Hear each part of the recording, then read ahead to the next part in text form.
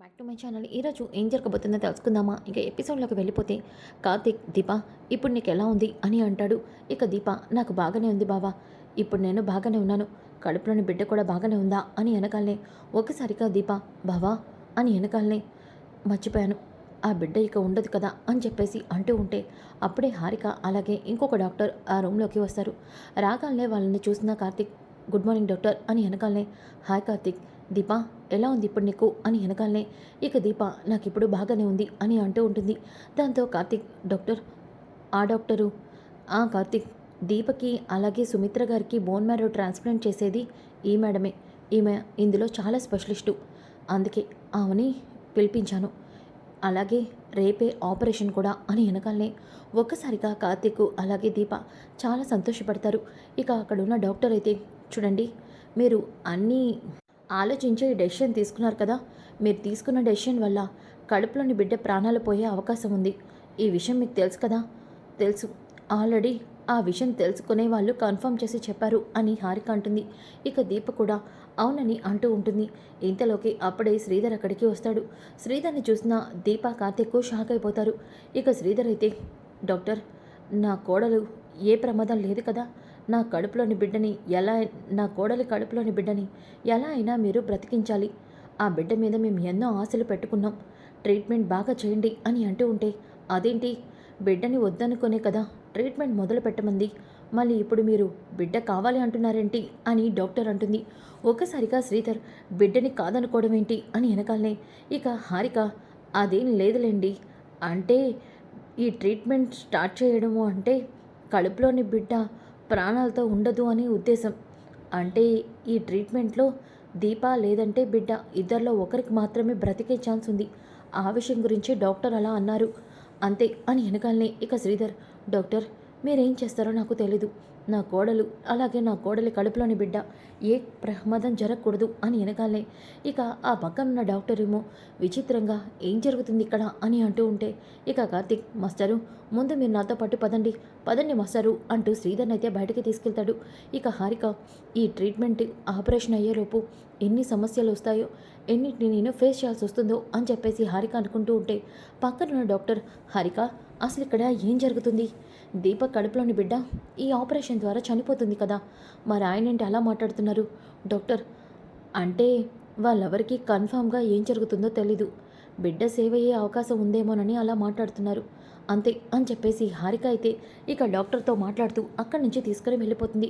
ఇక శ్రీధర్ ఏంట్రా కార్తీక్ అసలు ఏం జరుగుతుంది, మాస్టరు దీపక్ కానీ లేదంటే బిడ్డ మాత్రం ఎవరో ఒక్కరు మాత్రమే బ్రతికే ఛాన్స్ ఉందని డాక్టర్ చెప్పారని చెప్పాను కదా, నువ్వు మళ్ళీ అలా మాట్లాడితే ఆ డాక్టర్లు కన్ఫ్యూజ్ అవరా, అంటే అది కాదురా, అక్కడ కాంచన పరిస్థితి చూసి తట్టుకోలేకపోతున్నాను, అందుకే ఒక్కసారి నా తరపున బిడ్డ గురించి చెప్దామని వచ్చానురా, కాంచన బిడ్డ మీద చాలా ఆశలు పెట్టుకుంది మాస్టారు, అమ్మే కాదు నేను దీప అత్త మావయ్య అందరం కూడా ఆశలు పెట్టుకున్నాం, కానీ ఏం చేస్తాం పరిస్థితులు మనకి అనుకూలంగా లేవు, ఆ బిడ్డని త్యాగం చేయాల్సిందే మాస్టారు అని వెనగాలే ఎలా ఇంత రాతిగుండగా మాట్లాడుతున్నావురా, చెప్పరా, నా కొడుకు గొప్ప జాతకంలో పుట్టాడు, నా కొడుకు జీవితం అంతా రాజయోగమే అని పుట్టగానే పండితుడు చెప్పాడు, ఆ మాట విన్నాక నిన్ను చూసి నేను ఎంతో మురిసిపోయానురా, నీలాంటి కొడుకు ఒక్కడుంటే చాలు అనుకున్నాం, కానీ నీ జీవితంలో దీప ఎప్పుడొచ్చిందో అప్పటి నుంచి అన్ని కష్టాలే,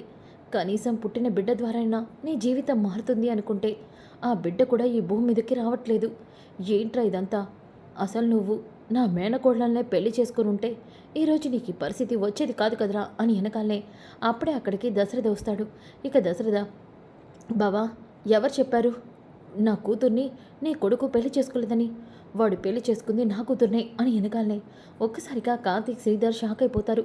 ఇక శ్రీధర్ అయితే ఏంటి బావ నువ్వు అంటుంది, అవును దీప నా కూతురు, దీపని పెళ్లి చేసుకుని కార్తీక్ నా అల్లుడయ్యాడు, మరి నువ్వేంటి అలా మాట్లాడుతున్నావు అని వెనకాలనే అంటే బావా నీది పెద్ద మనసు కాబట్టి దీపని కూతురుగా అనుకుంటున్నావు, కానీ నీ కూతురు జోష్ణని చేసుకుంటే ఈరోజు నా కొడుకు పరిస్థితి ఇలా ఉండేది కాదు కదా అని వెనకాలనే లేదు ఇంకా దారుణంగా ఉండేది కార్తీక్ పరిస్థితి, దీప లాంటి మంచి మనిషిని పెళ్లి చేసుకున్నాడు కాబట్టి వీడు ఇంత సంతోషంగా ఉండగలుగుతున్నాడు, మన అందరి జీవితాల్లో వెలుగుని నింపగలుగుతున్నాడు, అందరం సంతోషంగా ఉండగలుగుతున్నాం అని వెనగాలనే ఒక్కసారిగా శ్రీధర్ బావా అవునరా, దీప చాలా మంచిది.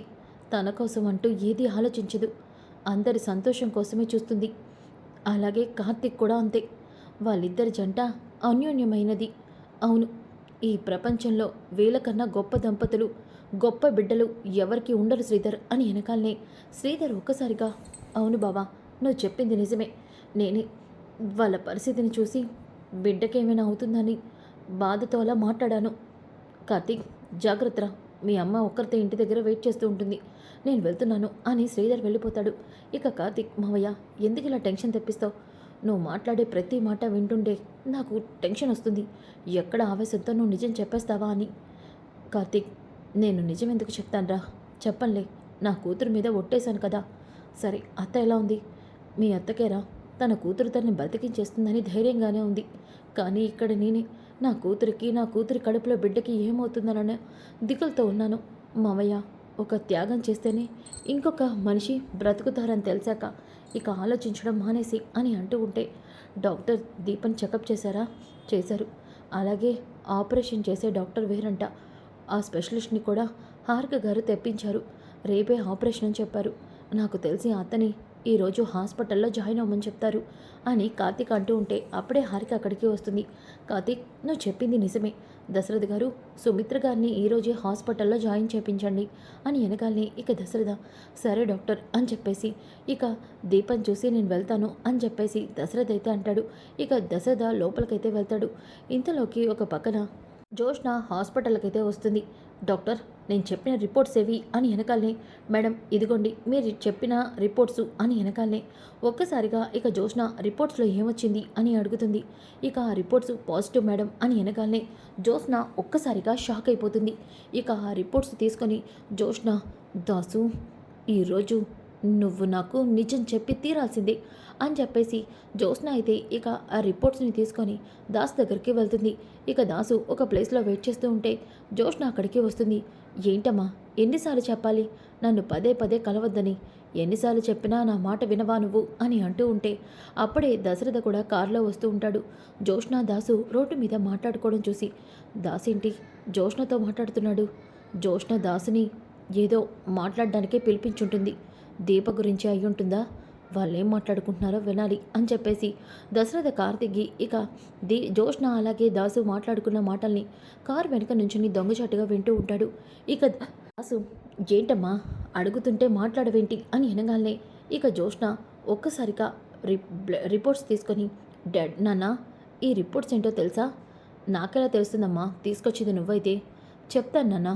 ఈ రిపోర్ట్సు గ్రాని అలాగే నా డిఎన్ఏ మ్యాచ్ అయిందని వచ్చిన రిపోర్ట్స్ అని వెనకాలనే దాసు అలాగే దశరథ షాక్ అవుతారు. ఇక దాసు, కొత్తగా ఎందుకమ్మా ఇవన్నీ చెప్తున్నావు అని వెనకాలనే, అంటే నేను నీ కూతుర్ని అన్న విషయం నీకు తెలుసు, కానీ నువ్వు నాటకాలు ఆడుతున్నావు. ఎవరితోన్న చేతులు కలిపి నన్ను పిచ్చిదాన్ని చేయాలనుకుంటున్నావు. నువ్వు పిచ్చిదానివి కాదులే అమ్మా, నువ్వు చాలా తెలివైందనివి. అందుకే కదా మా అమ్మకి కూడా తెలియకుండా మా అమ్మ డిఎన్ఏ శాంపిల్స్ నీ శాంపిల్స్కి తీసుకెళ్ళి టెస్ట్ చేయించావు అని వెనకాలనే, చాలా కరెక్ట్గా చెప్పావు నాన్న. కానీ కానీ నీలాంటి తండ్రి ఏ కూతురికి ఉండకూడదు. అవును, ఏ తండ్రైనా తన కూతుర్ని గొప్పగా చూడాలి అనుకుంటారు. కానీ నువ్వు గొప్పగా ఉన్న నీ కూతుర్ని పని మనిషిని చేయాలని చూస్తున్నావు. అగపాతాళానికి తొక్కేయాలనుకుంటున్నావు. ఛీ, నీలాంటి తండ్రి ఉండనా చచ్చినా అనవసరమే అని వెనకాలనే, అందుకే కదమ్మా నన్ను ఒకసారి చంపాలని చూశావు అని దాస్ అంటాడు. ఇక జోష్న, అవును నాన్న, నిజమే. ఆ రోజు నిన్ను చంపాలని చూశాను, కానీ కరెక్ట్ టైంకి మా డాడీ వచ్చి నిన్ను కాపాడాడు అని వెనకాలనే ఒక్కసారిగా దశరథ ఆ మాటలు విని, జోష్న చాలా దుర్మార్గంగా ప్రవర్తిస్తుంది. అవును, జోష్న గురించి దాసు కార్తీక్ చెప్పినవన్నీ నిజాలే అని అనుకుంటూ ఉంటాడు. ఇక దాసు, ఇప్పుడేంటమ్మా మళ్ళీ ఈ తండ్రిని చంపడానికి వచ్చావా నువ్వు? నాన్న, నేను ఇక్కడి చంపడానికి, నిన్ను చంపడానికో నిన్నేదో చేయడానికో నేను ఇక్కడికి రాలేదు. నాకంతా అర్థమైపోయింది. నువ్వు బావతో కలిసి నాటకాలు ఆడుతున్నావు. బావకి అలాగే దీపకి తనే దశరథ సుమిత్ర కూతురని తెలిసి చెప్పేశావు. అందుకే నువ్వు ఈ ఆటలని ఆడుతున్నావు. బావ కూడా దీప బ్లడ్ శాంపిల్స్ మ్యాచ్ అవ్వడంతో నా బ్లడ్ శాంపిల్స్ మ్యాచ్ అయ్యానని ఇంట్లో అందరితో అబద్ధం చెప్పించాడు. నాకంతా తెలుసు నాన్న. మీ అందరూ కలిసి దీపని ఇంటి వారసురాలు చేసి దీపని ఒక దేవతల చేయాలని చూస్తున్నారు. నాకంతా అర్థమైపోయింది. కానీ నాన్న, నీకు తెలియని విషయం చెప్పనా? ఒకవేళ దీపే వారసురాలన్న విషయం తెలిస్తే నేను ఆ క్షణమే చస్తాను అని వెనకాలనే దాసు అలాగే దశరథ షాక్ అవుతారు. ఏంటి నాన్న, ఇది బెదిరిస్తుంది తప్ప చేయదు అనుకుంటున్నావా? ఆస్తి కోసం, వారసత్వం కోసం కన్న తండ్రిని చంపాలి, అలాగే పెంచిన ప్రేమ మమకారమే లేకుండా ఆ రోజు డాడీని గన్తో షూట్ చేయించి దీపని కేసులో ఇరికించాలని చూసింది నేనే అని వెనకాలనే దశరథ అలాగే దాసు షాక్ అయిపోతారు. జోష్న, అంటే మా అన్నయ్య ఆ రోజు? అవును నాన్న, ఆ రోజు డాడీని గన్తో షూట్ చేయించింది నేనే. కన్న తండ్రిని నిన్నే చంపాలని చూసినప్పుడు పెంచుకున్న తండ్రి నాకు ఒక లెక్క చెప్పు. అందుకే చెప్తున్నాను, నిజం తెలిసిన రోజు నేను చస్తాను. నేను చచ్చే ఒక్క నిమిషం ముందైనా ఆ దీపని కూడా నాతో పాటు తీసుకెళ్తాను. దీపని చంపే నేను చస్తాను నాన్న అని వెనకాలనే ఒక్కసారిగా దశరథ జోష్న చెంప పగలగొడతాడు. దాంతో దాసు అలాగే జోష్న ఒక్కసారిగా షాక్ అయిపోతారు. డాడీ, నువ్వా? నోర్మై, ఇంకొక్కసారి ఆ పిలుపుతో నన్ను పిలిచావో నేనేం చేస్తానో నాకే తెలీదు అని వెనకాలనే జోష్న చాలా టెన్షన్ పడిపోతుంది. డాడీ నా మాటలు వినేశాడు, ఇప్పుడు నేనేం చేయాలి అని చెప్పేసి, డాడీ అంటే నేను చెప్పేది నోర్మై, చెప్పాను కదా ఇంకొకసారి నన్ను అలా పిలవద్దని. అలా పిలిచే అర్హత నీకు లేదు, అది నా కూతురికి మాత్రమే ఉంది అని వెనకాలనే అంటే డాడీకి నిజం మొత్తం తెలిసిపోయిందన్నమాట. డాడీ అని వెనకాలనే చెప్పాను కదా, ఆ పిలుపు పిలిచే హక్కు నా కూతురు దీపకి మాత్రమే ఉంది, దాసు కూతురికి లేదు అని అంటాడు. ఒక్కసారిగా జోష్న షాక్ అయిపోతుంది. ఇక దాసు, కరెక్ట్గా చెప్పావన్నయ్య, ఇలాంటి దుర్మార్గురాలు నీ కూతురుగా ఇక ఉండకూడదు. విన్నావా అన్నయ్య, ఆ రోజు నీ మీద గన్ ఫైర్ చేయించింది జోష్న అంటన్నయ్య. విన్నాను దాసు, విన్నాను. జోష్న నిన్ను ఎందుకు చంపాలనుకుందా అని నేను ఎన్నోసార్లు ఆలోచించాను. కానీ నన్ను కూడా చంపుతుందని అస్సలు ఊహించలేకపోయాను. అయినా మనుషుల ప్రాణాలతో ఆటలాడుకోవడం పుట్టగాళ్ళే పిన్ని జోష్నకి నేర్పించిందిక. ఆ పెంపకమే ఈరోజు ఇలా తయారు చేసింది. అంటే డాడీకి నిజం మొత్తం తెలిసిపోయిందా? డాడీ, అంటే నేను చెప్పేది ఇక ఏమీ చెప్పొద్దమ్మా. ఇన్నాళ్ళు నువ్వు మనిషిగానే మారతావు అనుకున్నాను, కానీ నువ్వు కనిపిస్తున్న మనిషివి కాదు, మృగానివని తెలిసిపోయింది. నువ్వు చేసే పాపం మొత్తం తెలిసిపోయింది. కార్తిక్ నన్ను ఆపేశాడు, నిజం చెప్పకుండా, నిజాన్ని బయట పెట్టకుండా. ఒకవేళ నిజం బయట పెడితే సుమిత్ర తట్టుకోలేదేమో, సుమిత్రకి ఏమైనా అవుతుందేమోనన్న భయంతో నిజాన్ని నా మనసులోనే దాచిపెట్టాను. కానీ ఇక నువ్వు ఇలా మాట్లాడేసరికి నిజాన్ని బయట పెట్టే రోజు ముందే ఉందని అర్థమైపోయింది. ఇప్పుడే మా నాన్నతో, సుమిత్రతో దీపే మన ఇంటి వారసురాలు, దీపే మన కూతురు అన్న విషయాన్ని బయట పెడతాను. జోష్న, ఇక జీవితాంతం నిన్ను పిన్నిని జైలుకు పంపిస్తాను. ఇప్పుడే వెళ్తాను అని వెనకాలనే, నాన్న దయచేసి అలా చేయొద్దని డాడీతో చెప్పు నాన్న, నువ్వైనా చెప్పు నాన్న అని దాసుని బ్రతిమలాడుతూ ఉంటుంది జోష్న.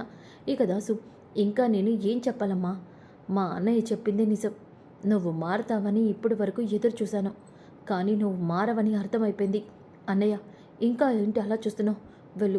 వెళ్ళి నువ్వు ఇప్పుడే శివనారాయణ గారితో, సుమిత్ర వదినతో జోష్న గురించి నిజం చెప్పే అన్నయ్య, వెళ్ళన్నయ్య అని వెనకాలనే ఇక జోష్న, డాడీ అలా చేయొద్దు, అలా చేస్తే మమ్మీ తట్టుకోలేదు, ప్లీజ్ డాడీ దయచేసి అలా చేయొద్దు, నేను చెప్పేది వినండి డాడీ అని అంటూ ఉంటే, నోర్బై, నన్ను డాడీ అని పిలిచే అర్హతే నీకు ఇక లేదు, ఇక నన్ను ఆ పిలుపుతో పిలవద్దు. దాసు, నేను ఇప్పుడే బయలుదేరుతున్నాను అంటూ దశరథ అక్కడి నుంచి వెళ్ళిపోతూ ఉంటే ఇక జోష్న, డాడీ ఆగు డాడీ, ప్లీజ్ డాడీ అని వెనకాలే వెళ్తూ ఉంటుంది. ఇంతలోకి దాసు జోష్నని పట్టుకొని, అన్నయ్య నేను జోష్నని పట్టుకుంటాను, వెళ్ళన్నయ్య అని వెనకాలనే దశరథ ఇక అక్కడి నుంచి కారెక్కి బయలుదేరి వెళ్ళిపోతాడు. ఇక జోష్న, నేను అనుకున్నదంతా నాశనం చేశావు, కూతురి జీవితాన్ని నువ్వే చేతులారా నాశనం చేశావు. నాన్న, నీకు నా గురించి పూర్తిగా తెలీదు. నిజం తెలిసిన నిన్నే చంపాలని చూసిన నేను నీలాంటి తండ్రి ఏ కూతురికి ఉండకూడదు. నన్నొదులు, నేను చేయాల్సింది చేయాలి. చూడమ్మా జోస్న, ఇక నువ్వు ఏం చేసినా ఏం ప్రయోజనం లేదు. నీ తప్పులన్నీ ఒప్పుకొని శివనారాయణ గారి ముందు క్షమాపణ అడిగితే నీకే మంచిది. కనీసం నేనైనా కాళ్ళ మీద పడి మా అమ్మని నా కూతుర్ని క్షమించమని అడుగుతాను. ఇక నీకు ఏ ఏ దారి లేదు జ్యోత్స్న. ఇక నువ్వు ఈ ఆటని ఇక్కడితో ఆపేసి. ఆటని ఆపుతానో లేకపోతే ఏం చేస్తానో చూస్తూ ఉండు నాన్న అని జ్యోత్స్న అక్కడి నుంచి వెళ్ళిపోతుంది.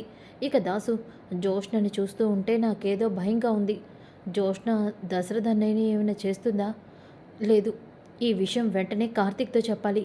కార్తీక్ మాత్రమే జ్యోత్స్నని ఆపగలడు. అవును, దశరథ్ అన్నయ్యకి ఏం కాకూడదంటే కార్తీక్కి ఫోన్ చేయాలి అని చెప్పేసి దాసు ఇక కార్తీక్కి ఫోన్ చేస్తాడు. కార్తీక్ ఏమో డాక్టర్తో మాట్లాడడంతో దాసు ఫోన్ చేస్తున్న ఫోన్ని లిఫ్ట్ చేయడు. ఇక దాసు కార్తీక్ ఏంటి ఫోన్ లిఫ్ట్ చేయడు అని కంటిన్యూస్గా ఫోన్ చేస్తూనే ఉంటే ఇక కార్తీక్, డాక్టర్ నాకు మా దాసు మావయ్య ఫోన్ చేస్తున్నాడు, నేను మళ్ళీ మీతో మాట్లాడతాను. కార్తీక్, ఆపరేషన్కి ఎటువంటి ప్రాబ్లం ఉండదు కదా జ్యోత్స్న సైడ్ నుంచి? లేదు లేదు డాక్టర్, అంతా నేను చూసుకుంటాను, మీరేం టెన్షన్ పడద్దు అంటూ కార్తీక్ ఫోన్ తీసుకొని, ఏంటి మావయ్య నేను హారిక గారితో మాట్లాడుతుంటే అన్నిసార్లు ఫోన్ చేసావు? కార్తీక్, నీతో విషయం చెప్పాలరా. ఏమైంది మావయ్య? జ్యోత్స్న ఇతను చేసిందా? చేయడం కాదురా, దశరథ్ అన్నయ్య నేను చేస్తుందేమోనని భయంగా ఉంది. ఏమైంది మావయ్య? మావయ్యకి ఎందుకు జ్యోత్స్న అయినా చేస్తుంది? మావయ్యకి నిజం తెలిసిన విషయం జ్యోత్స్నకు తెలియదు కదా? లేదురా, మావయ్యకి నిజం తెలిసిన విషయం జ్యోత్స్నకి తెలిసిపోయింది. ఏంటి మావయ్య నువ్వు అంటుంది?